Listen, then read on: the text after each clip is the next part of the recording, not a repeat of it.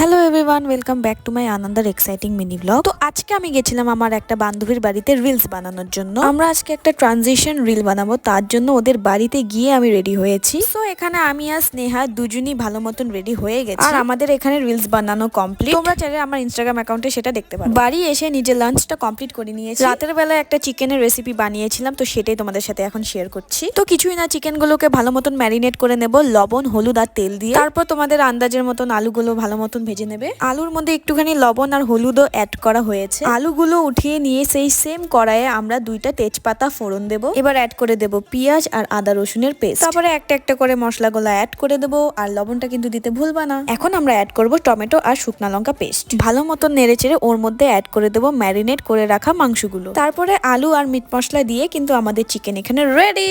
আর হ্যাঁ, লাস্টে কিন্তু আমি একটুখানি জলও অ্যাড করেছি, তোমরাও কিন্তু অ্যাড করবা, নালে কাঁচা খেতে হবে। Thanks for watching.